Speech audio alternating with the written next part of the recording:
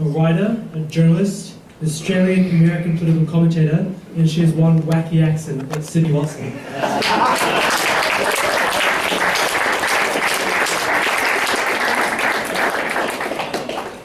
My accent is pretty wacky, let's be real. Alright. Now, I'm no Mark. I can't just talk off the top of my head like an absolute pro, so... how many people here actually go to Macquarie Uni, just out of curiosity? Yeah, what are you? Is it super left-wing? I went to Melbourne, it was especially bad. Yeah, socialist lecture. Yeah, they're everywhere. They're just, it's like they like set down roots and that's it. Just indoctrination. So I actually graduated last month with a master's degree, which I think is... I don't know if you guys are clapping because I got out of uni without becoming a social justice warrior, or you know, it's actually like a good achievement to have a master's. I don't know. I actually made the joke the other day that getting out of uni without actually becoming a raging leftist is a little bit like surviving the Hunger Games. So there's that. So in the final year of my master's, a friend and I decided to take an intensive winter subject. Now, the winter subject was called Violence and Reconciliation. It was a criminology subject, and I selected it because my bachelor's degree happened to be in criminology. I thought it would be a shoo-in. Hands up if you think I was wrong. So wrong, oh my god. So basically, the subject outline, I knew from reading it that it was going to be exceedingly feminist and very, very Marxist, which again, I'm sure nobody is surprised about. So the class was actually going to be 4 days, 4 8-hour days over 2 weekends, which, you know, if I'm going to be doing something feminist, I don't want to be spending my weekends doing it, let's be real. So basically, what ended up happening was, when I started the class with this friend, the tutor comes in, announces almost immediately that she was a lesbian, which I'm not entirely sure why that was relevant, and then proceeds to tell the class for the next 2 hours how words are violence. Yes, words are violence. Now, because I've been at uni for longer than I'd like to admit, I've heard the concept before in other classes. Actually, you would probably hear it at Macquarie University, you would hear it in America, you would hear it around the world, that this concept that words are violence. Now, for me to hear that in this sort of a context, I thought, well, why? And to have an entire criminology subject, mind you, with people who are going to be going into the police force or the lawyers, things like that, I thought this is absolutely ridiculous to be taught. Now, I also want to make the note that this tutor also too spent a lot of the time saying things like people who voted no in the same-sex marriage plebiscite are terrible, terrible people, just to give an indication of what kind of person she was. So, if anyone is interested in how the class ended for me, I unenrolled from the class while sitting in the class and then proceeded to get up and leave, without a word. The friend who was there with me followed on a couple hours later because he's a little bit more tolerant than I am in that context. Now, like I said, here's the thing. I'd heard the concept before that words are violence. And I've heard it before more times than I can count. During my undergrad, I heard it a lot because I was doing criminology, and therefore a lot of the subjects revolved around this concept of violence and how we use it against each other. Now, sorry. So when we say that words are violence, or when we're teaching rooms full of malleable student minds that words are violence, or that the ideas that they find repugnant are not something that they should be having to hear, what do we think that's going to do, and where do we think that's going to lead? A friend of mine once put it actually, the reason telling students, or anyone for that matter, that words are violence, it's dangerous because in turn what it does is it begins to justify actual physical harm. And whether we want to admit it or not, the words that people do consider violence are not coming from the far left groups, or the crazy people that you would see outside like tonight. That these people that are calling for genuine violence against people like you and me who just want to be here and hear people talk and exchange ideas. They think the words that are violence are coming from everyday Australian citizens, people who are moderate, people who are conservative, people who are somewhere on the right wing. And as far as I'm concerned, what we saw tonight is a pretty good indication of that thought process. And actually watching them, that's what occurred to me. Words are violence, but are they? Now, one of the things that has always stood out to me with this whole topic is that when we do talk about this concept, they always come at it from the perspective of protecting identity groups. And it's kind of like Mark said, the smallest group, or the smallest identity group, is the individual, is it not? And that's an Ayn Rand thing that she said a number of years ago. Now, like I said, when students are referring to violent speech, they're not referring to genuine calls for violence, or threats, or slander, or intimidation. They're referring to words that would otherwise harm or upset identity groups, or minority groups, if you will. I think that there's real danger in that. It was again the same friend who explained to me that this is why we are seeing more and more and more radicals who are prepared to take to the streets to defeat these violent words, to snuff out these violent words, rather than sitting down and having intellectual conversations with people who they might not necessarily disagree with, or who they actually disagree with. So, to make matters worse, in early 2017, Lisa Feldman Barrett, I'm not actually sure if that's how you say her name, Barrett, a professor of psychology at Northeastern University, wrote a paper for the New York Times titled, "When is Speech Violent?" Just to answer that question, it's never. I don't know if she's aware of that. She argued that words have a powerful effect on the nervous system, and made the case, she made the case that certain kinds of words and certain kinds of speech causes stress, and in turn, that stress is harmful, or violent. Let's use that word too. So Professor Barrett gave justification to this idea that words are in fact violence. And what she also did inadvertently was strengthen people on university campuses who say that we can't have particular people speak, such as Milo Yiannopoulos, for instance. I'm sure most of you know who he is. Lots of screaming at Berkeley. Now, in her actual words, and this is literally what this professor wrote, she said, "There's nothing to be gained from debating him, and therefore, there's no need to have him on your campus." Yeah, that makes a lot of sense. I'm pretty sure that's how debate works. So in reading the paper, I noted Professor Barrett's words from her very opening statement. I'm going to read them. So she wrote, "Imagine that a bully threatens to punch you in the face. A week later, he walks up to you and breaks your nose with his fist. Which is more harmful, the punch or the threat?" The answer might seem obvious. Physical violence is physically damaging. Verbal statements are not. Sticks and stones can break my bones, but words will never hurt me. I'm sure to most of us here that seems like a pretty reasonable statement, and I'm sure we all agree. She goes on to write, "If words can cause stress, and if prolonged stress can cause physical harm, then it seems that speech, or at least certain types of speech, can be a form of violence." This is literally what she wrote in her article. Now, because this professor failed to make this distinction, I'm going to do so for you. So, when we talk about an actual threat of violence, which is what she was referring to, I think we can all agree that that's unacceptable. You don't threaten to hurt people. But in this context, we're not really talking about the words, are we? We're talking about the threat of violence. So I think we can, like I said, all agree that that is not acceptable. And yes, of course, that is an indicator of stress. I would be stressed out if someone threatened to punch me in the face. So threats are quite different, though, to someone who's undebatable, as in the context of Milo Yiannopoulos, like she referenced, or just ideas that simply go against the status quo.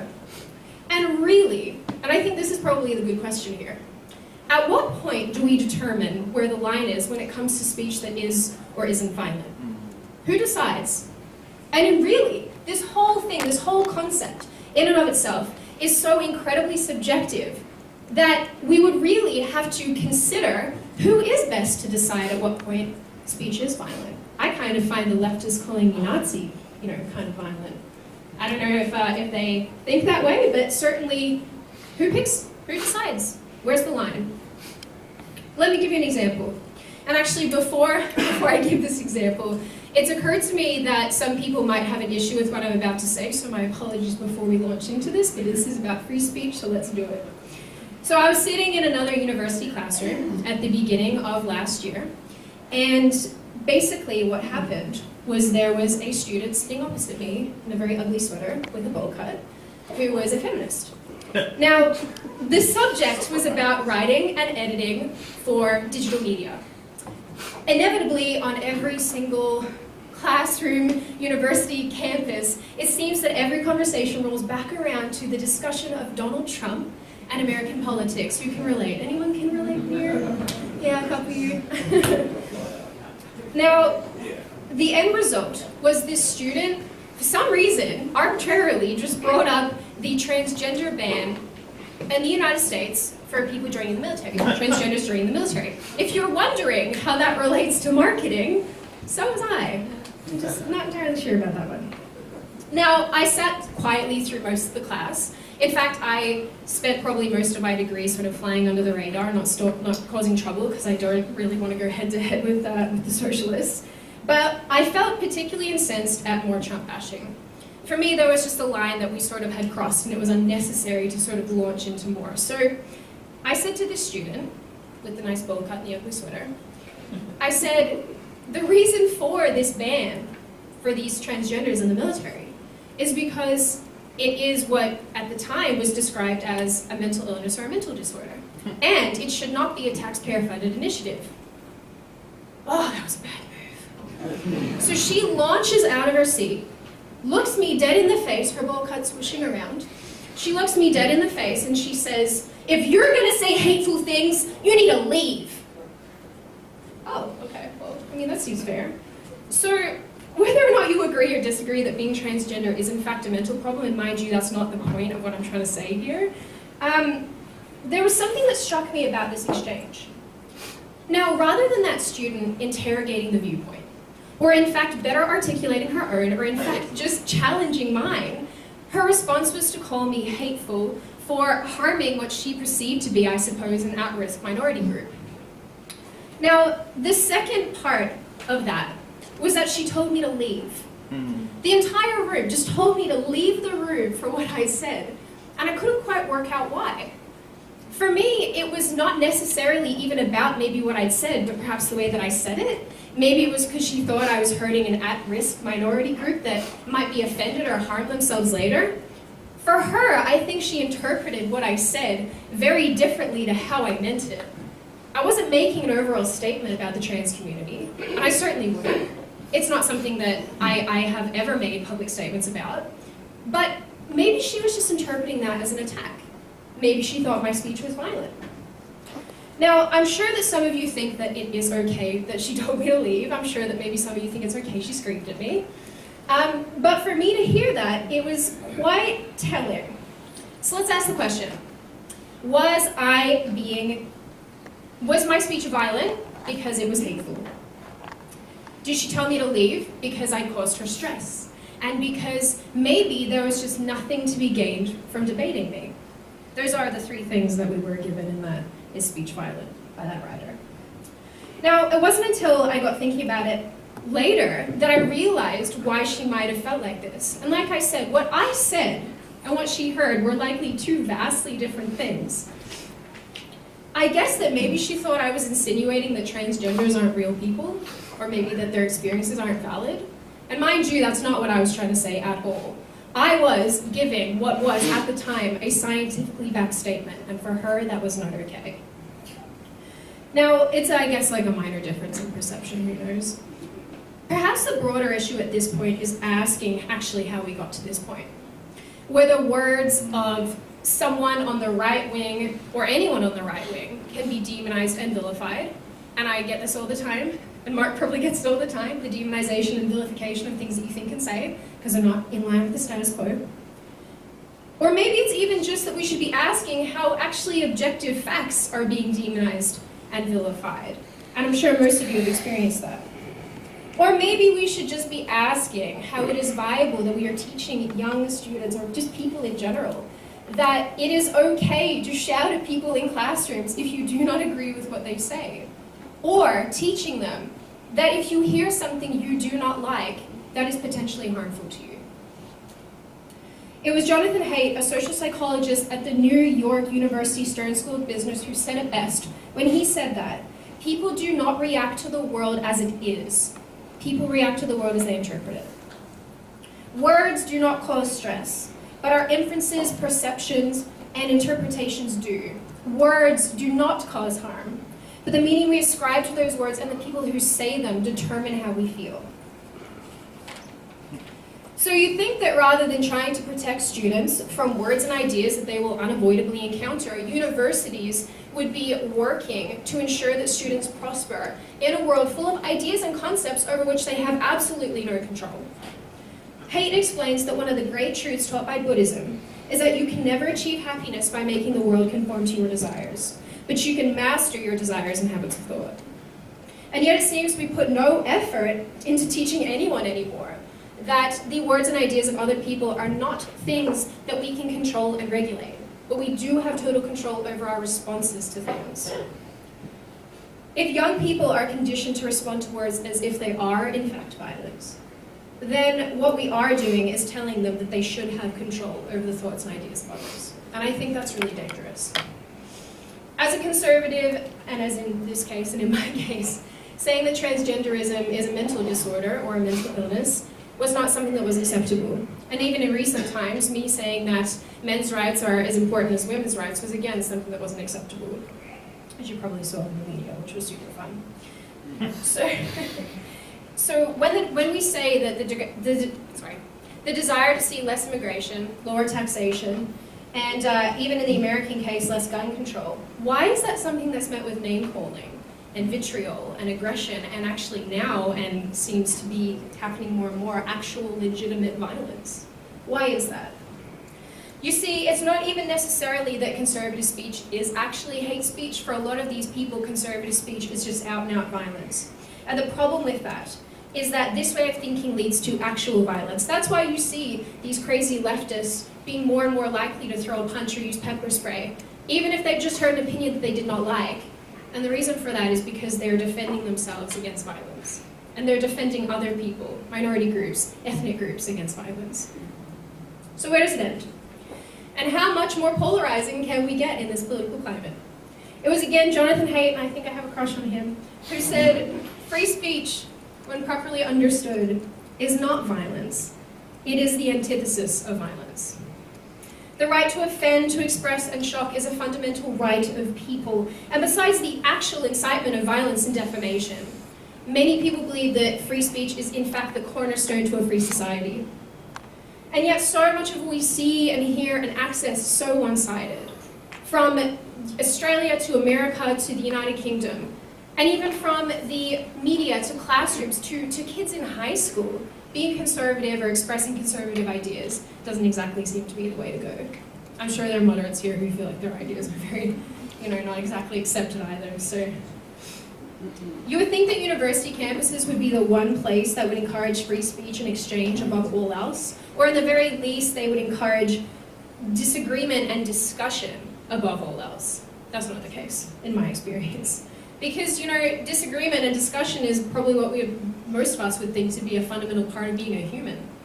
Fundamental part of existing and learning is discussion and debate. When I was a student, I never felt inspired, and I never felt like university was a space where I could talk to other people and discuss things with other people and learn from other people, because there wasn't a place to do so. There wasn't a place to do so where I wasn't being called a Nazi or hateful or being yelled out of classrooms. And not just by students, but by actual tutors as well. And I don't consider myself someone particularly crazy, so I'm not really sure why that was happening. But university for me, and I genuinely feel for students who will walk this road after me, because when you have a place for learning that's so one-sided, it doesn't really feel like many people win. Offensiveness and the act of being offended is not a good enough reason to tell people that they can't express their ideas. And it's not a good enough reason to shut down debate, free speech, or ideas, in fact.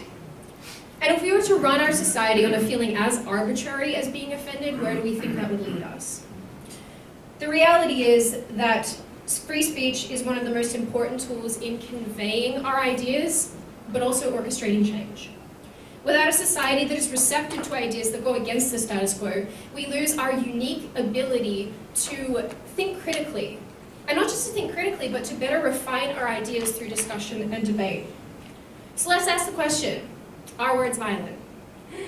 No, they are not violent. The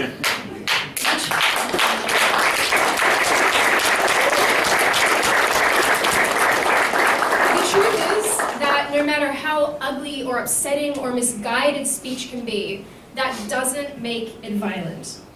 Words give us the unique power to defeat bad ideas with better ones. And it is on that point alone that there is no way, under any circumstances, that words are violence. Thank you.